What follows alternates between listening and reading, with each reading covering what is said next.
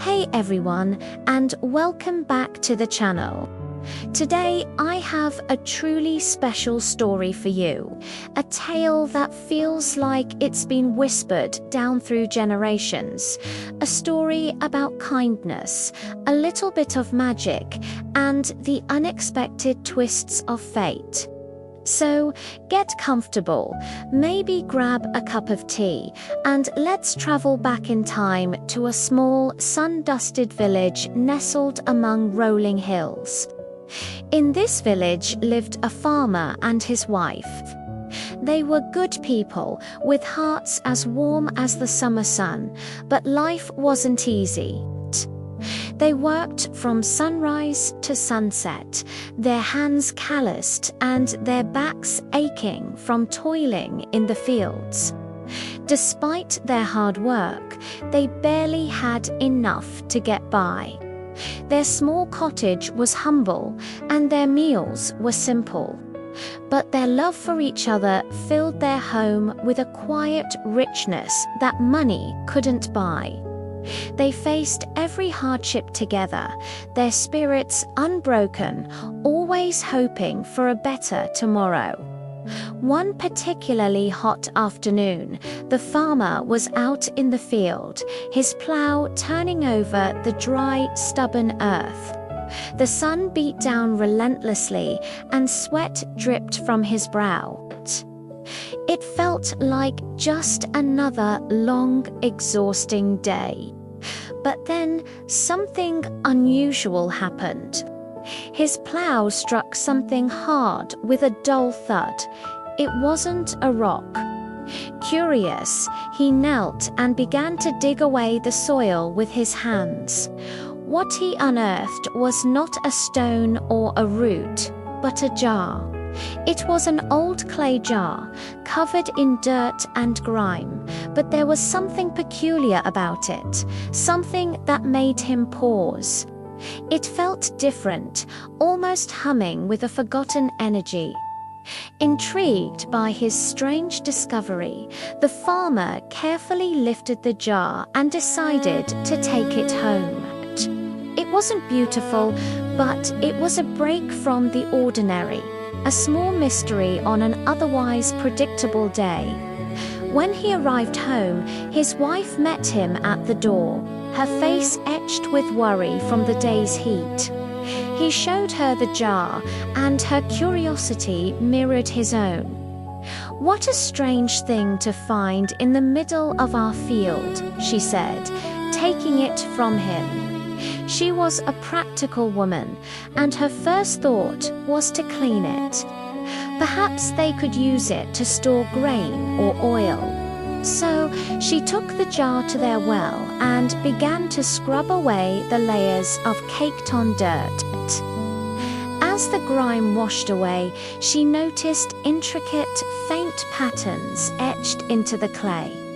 It was clearly old, a relic from a time long past.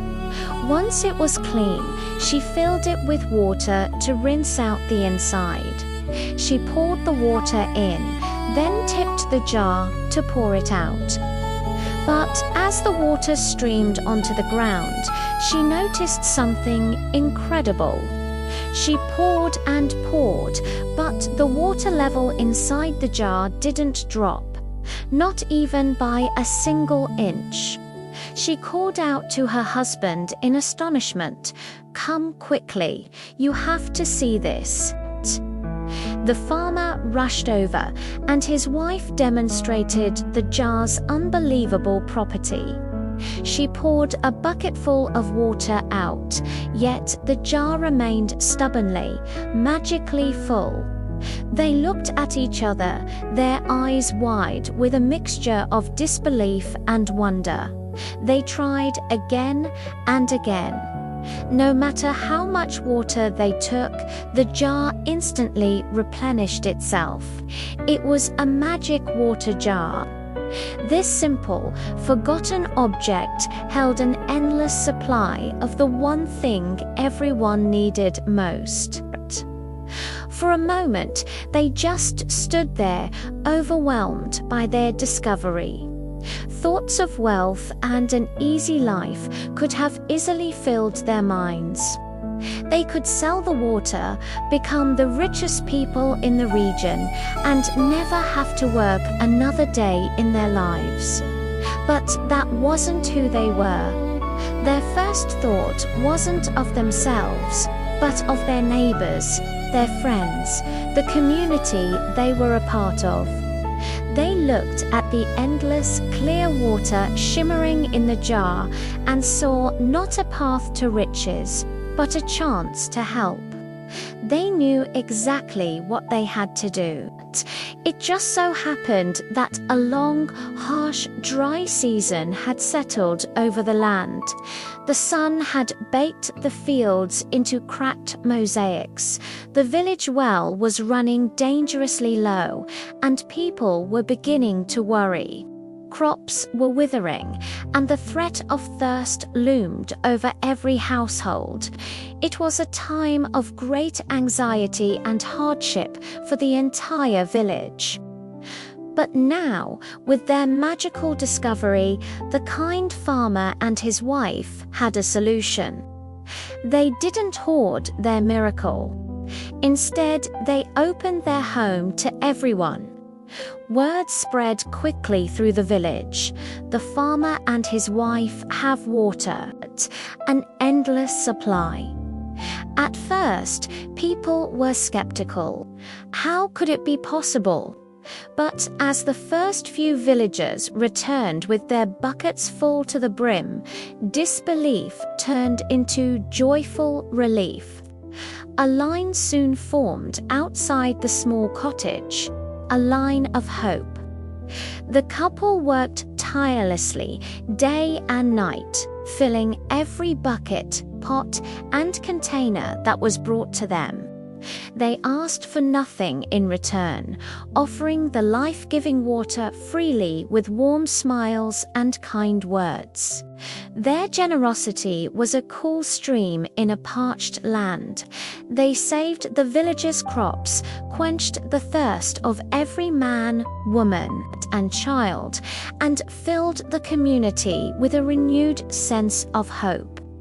The villagers, in turn, showered the couple with gratitude.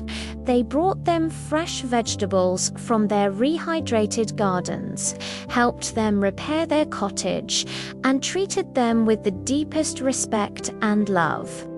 The farmer and his wife were no longer just poor workers.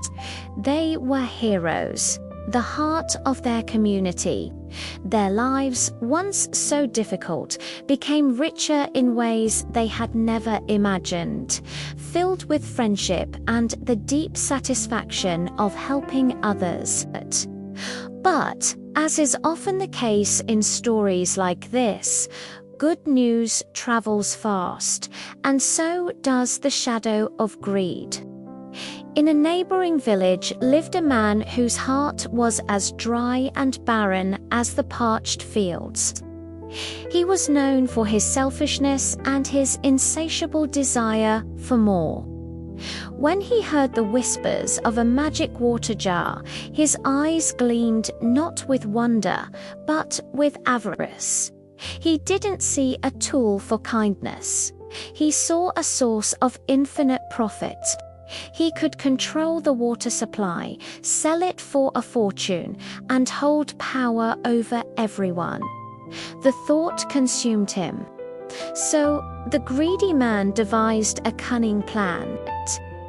He put on a mask of desperation, his face a picture of feigned hardship, and traveled to the kind couple's village. He approached their home, bowing low and telling them a sob story about his own village's suffering. "Please," he begged, his voice dripping with false humility, "lend me your marvelous jar for just one day. Let me bring this miracle to my people, and I will return it by sunrise. I swear it." The farmer and his wife, whose hearts were always open, felt a pang of sympathy. How could they deny someone in need? Despite a flicker of unease, their compassionate nature won out, and they agreed to lend him the jar. The greedy man could barely contain his glee. He thanked them profusely, his mind already racing with plans.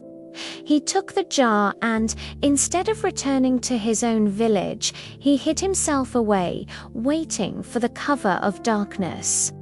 His plan wasn't just to borrow the jar, but to steal it and flee, to keep the magic all for himself.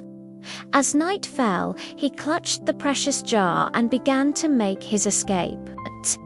He imagined the wealth, the power, the life of luxury that awaited him. But magic, especially the kind born of goodness, has a way of protecting itself. As the greedy man ran, stumbling through the darkness with the stolen jar in his arms, a strange thing happened. The jar, which had felt so solid and sturdy, began to tremble. It grew hotter and hotter in his hands, as if rejecting his selfish touch. He tried to tighten his grip, but it slipped from his grasp.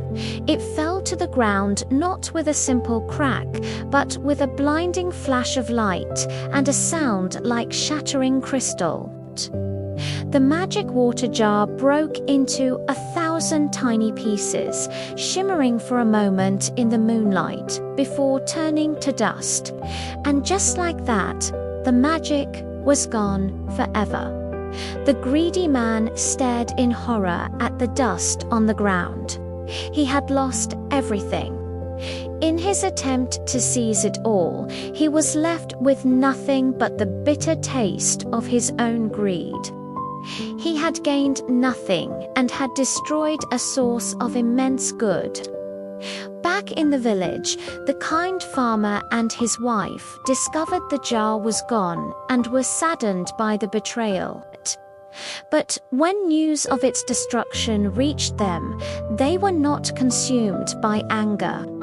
Their lives had already been changed for the better, not by the magic itself, but by the love and community they had built through their kindness. They continued to live happily and peacefully, respected and cherished by all who knew them. Their story became a legend in the village, a timeless reminder that true wealth isn't found in what you have, but in what you give away. The greatest magic of all, they knew, was the kindness in their own hearts. Thank you so much for listening to this story with me today. I hope it brought a little bit of warmth and magic into your day.